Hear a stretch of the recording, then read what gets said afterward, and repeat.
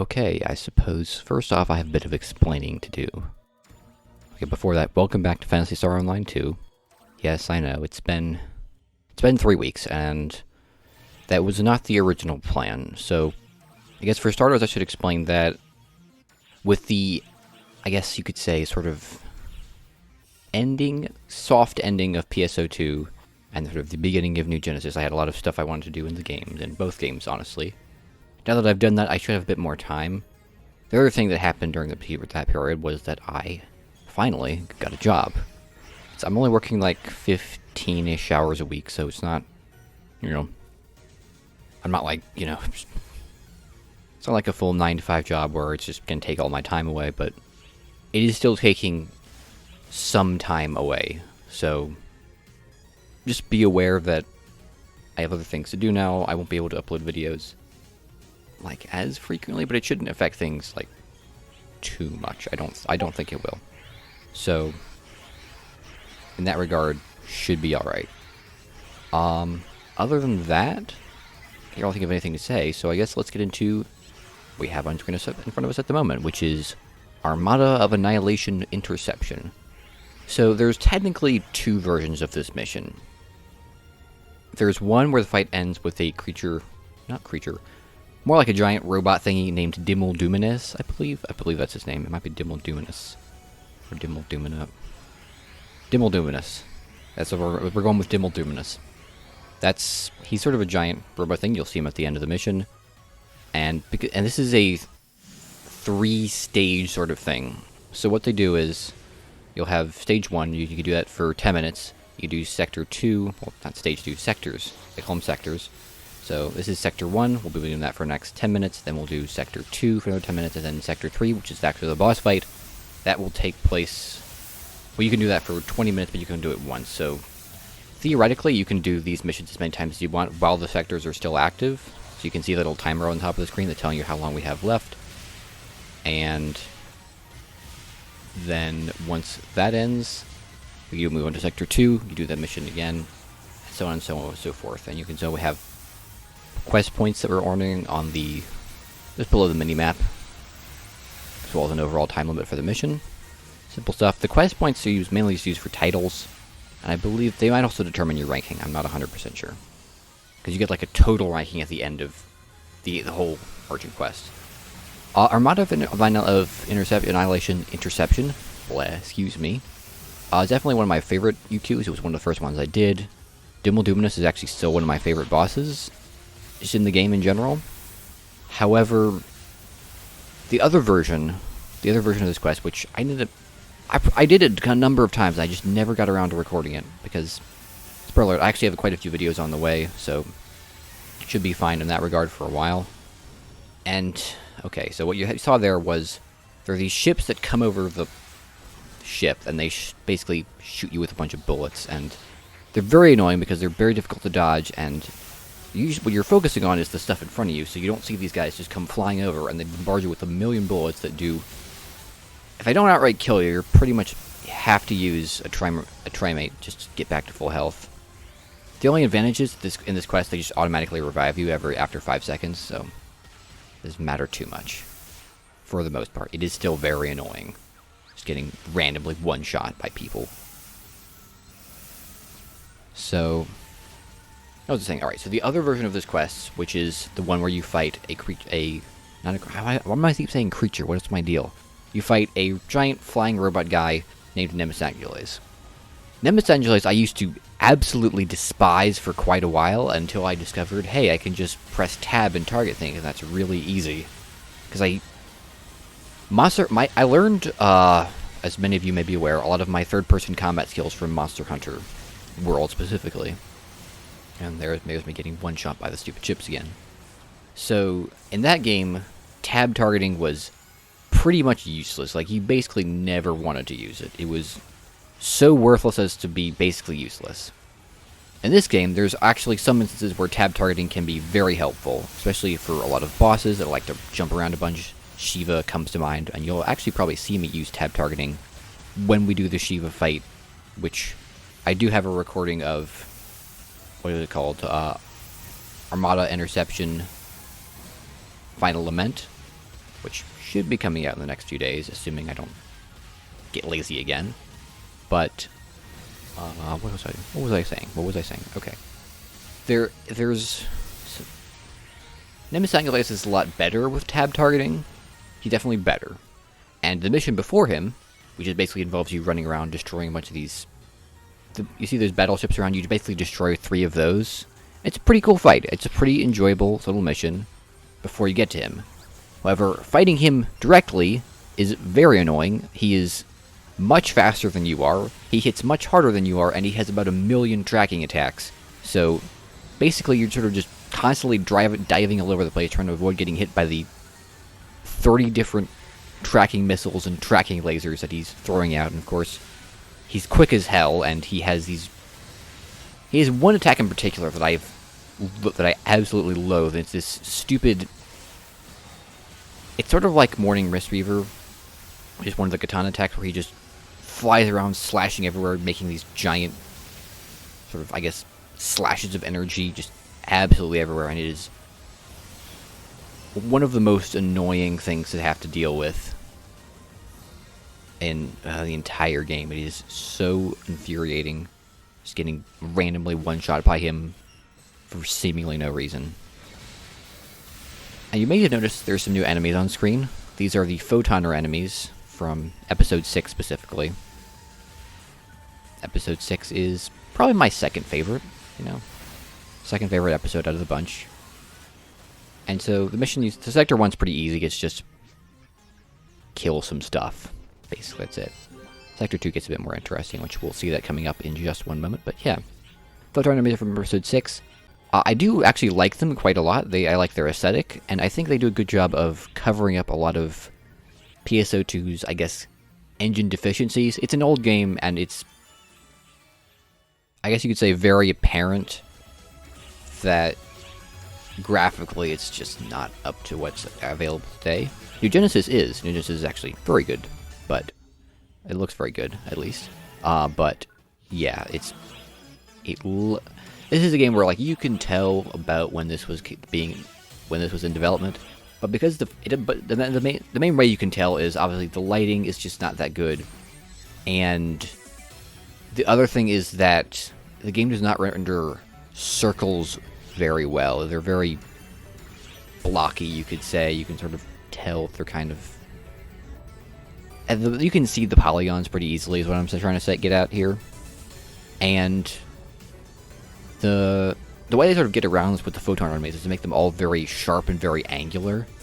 So their designs are they have lots of triangles in them, lots of sharp edges, and the lighting on them is actually really good. Like, you'll see me fight Grave Exegol in the final Lament, and he has some of the coolest looking attacks in the entire game. He looks awesome. He looks really good, despite him basically being created in a game that's, like, at this point, like, what, 9 years old? I think the 9th anniversary is coming up in, like, less than a month. Somewhere, I think, middle or end of July, I can't remember. I'll have to check later.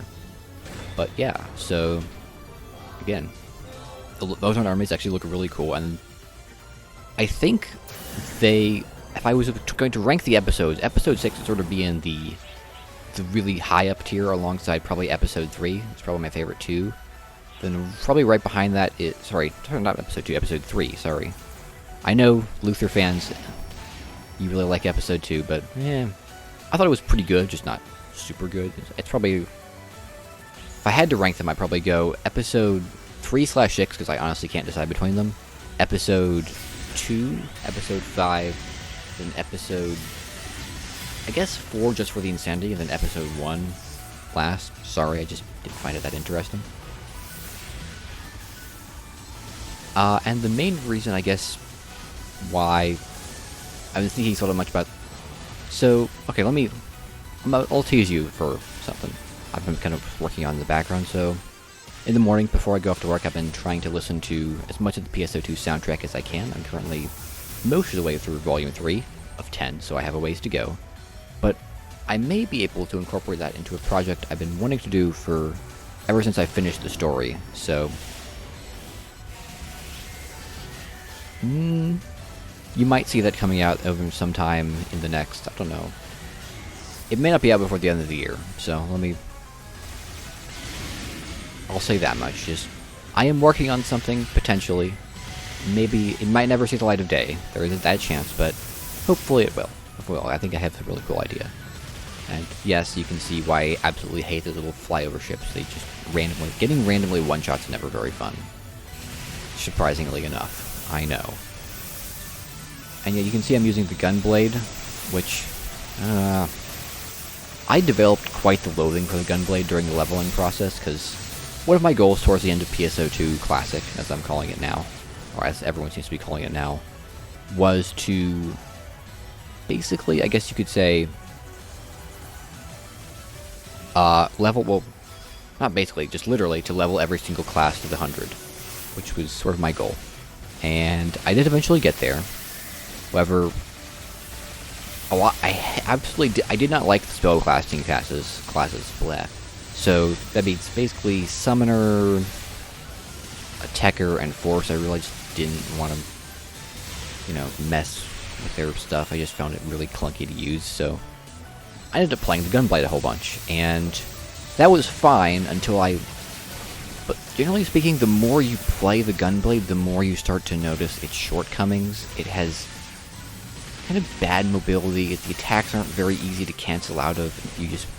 So once you do an attack, you're sort of locked in, and because of how fast a lot of the enemies are, that can be pretty annoying. Especially because a lot of their attacks are kind of randomized, so you don't know when it's kind of safe to go in and when it's not, so you'll see a lot more of the shortcomings in the Dimbledominus fight, I'll say that much. So this mission in particular, Sector 2, is basically just, we're going to be kill a bunch of enemies at the tip, and then you move up the enemy ship, and then I believe you destroy one of the AIS disruptors on top of it. It's fairly simple sort of mission. Nothing too complicated. Most PSO2 missions are. They're kind of mostly just kill stuff or kill this guy in particular. There's another couple quests that I really wanted to record for you guys, but just didn't end up getting to it. One would be Mother Omnipotent Shatterer, which is the fight with Escafal's mother and Deus Esca Gratia, I believe. I do have a fight with Deus Esca Zephyros that will be coming out sometime before the end of the year. So at least you'll get the really cool fight, which is Deus Esca, because he's insane. Like, Episode 4 was kind of just weird. If I do eventually make my project, I will talk about it more then. But the other one was Crimson Filmworm over the Castle, which, I guess I'm not too bummed out about it, because honestly that quest is kind of boring, and otherwise, the only really cool thing about it is, like, holy crap, we're fighting a giant dragon in this weird space opera anime game. So, other than sort of the novelty of it, I don't really think the quest is all that good, if I'm gonna be honest. Like, it's definitely not bad. Like, there's stuff in this game I would rather do less than that, but the Laconium Sword pickup means that you basically can't ever die, and Crimson Filmworm himself is basically just a giant sponge. He just soaks damage. That's what he does. So, yeah, I'm not too torn up about it, if I'm gonna be 100% honest. Whatever, man. It is what it is. Maybe one day I'll eventually go back and do it, but right now I'm just not that interested. And the final one was the one that was probably never going to happen, which was Hatred TPD, or Twisted with Hatred, which is sort of the harder version of Face of the Abyss, which you've already seen me do. Excuse me. It's basically the same quest. Well, I think it is trimmed down. I think it's just focusing on Saddam, which was the weird donut face guy. I never really got the gear up to do it, and it looks like I probably never will, because I'm focusing mainly on New Genesis at this point. So, yeah, ultimately, who cares? It's fine. I'm fine letting it be in the past, and letting new things come forth, I guess. That's a weird way to say it, but yeah, I had a lot of conflicted emotions about PSO2 ending, on the one hand, like, hey, it's New Genesis, there's all this new stuff coming, it's going to be exciting to see all the new things, but On the other hand, you're leaving like a world and a character behind that you've grown really attached to. Which is why I'm still playing the same characters, but the PSO2 characters that I've, sort of grown to love over, the past, 6 months? Especially the story really makes them very likable. Like, there's so many characters that I just absolutely adore because of the story. That's just me being stupid. I'm hoping a lot of them will start to come back, at least in some way, for PSO2. Sorry, for New Genesis. And speaking of New Genesis, I mentioned that I wanted to record some content for that.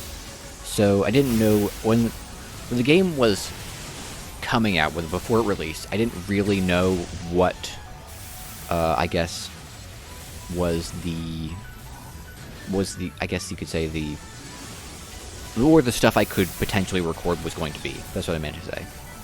And now I know there are actually some urgent quests. What am I saying? Ultimate quests are the wrong thing in this game. But yeah, so now that I know that there are 2 urgent quests so far, or at least that I know of. They're both pretty cool, and I think I can get some decent content out of them. So I will try and record those at some point. I mainly I do want to work through all of my, I guess you could say, my sort of backlog of videos, because I have quite a few recorded that I want to just get through before jumping into doing new Genesis content. However, be not afraid, I know what the content is, I know I can get like decent recordings out of it, so hopefully, it should work out just fine. The one issue I was slightly worried about was frame rate, because when I ran the PS2 NGS like benchmark tests, it would shoot up to around 117 and then drop down to like 80, sometimes even 60, which is like half of what I normally get.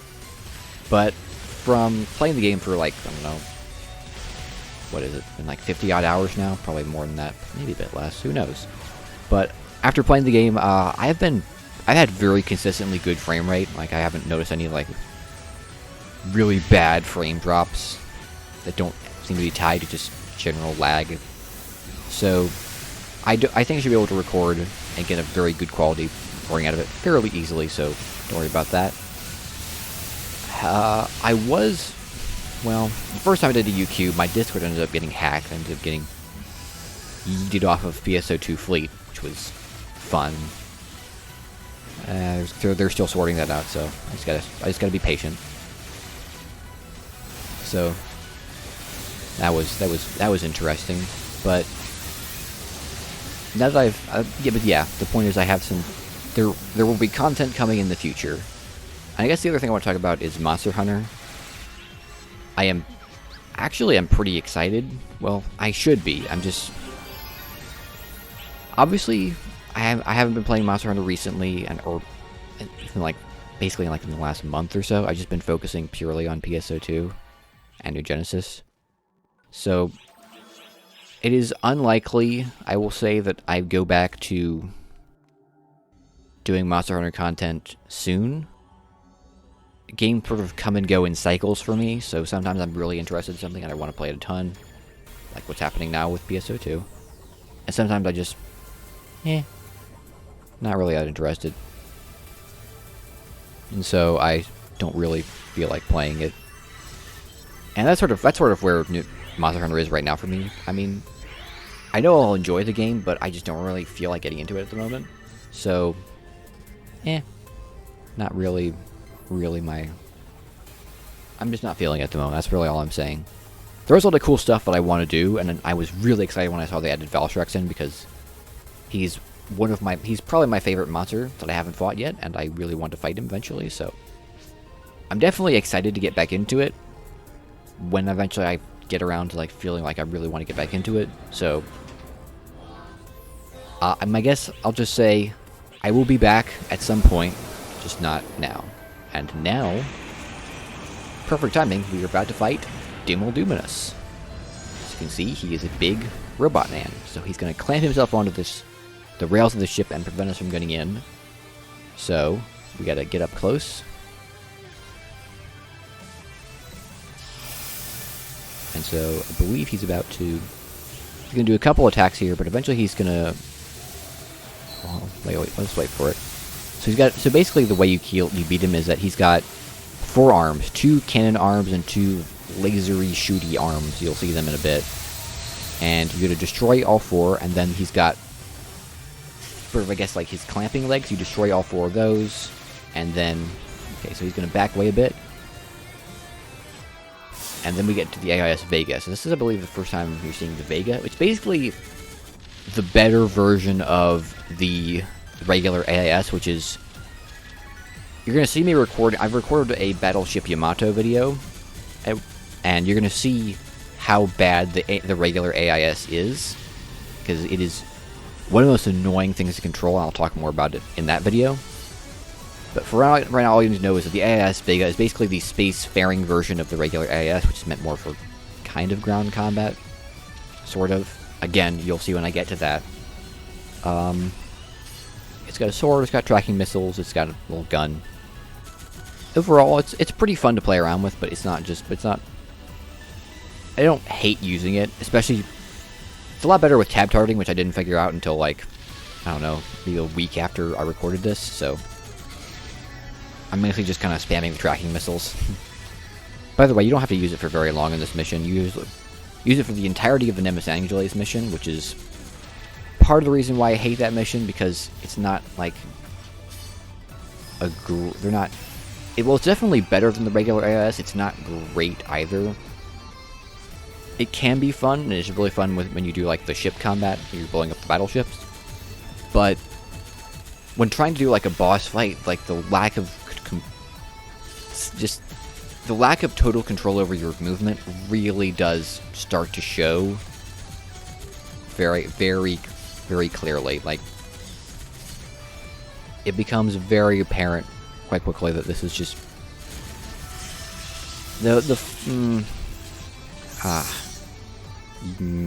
I'd have to show you Nemesis Angeles to really make my point clear, but yeah, you can see he's got 2 sort of cannon arms and 2 sort of laser attack arms, and we get to break all 4 of them.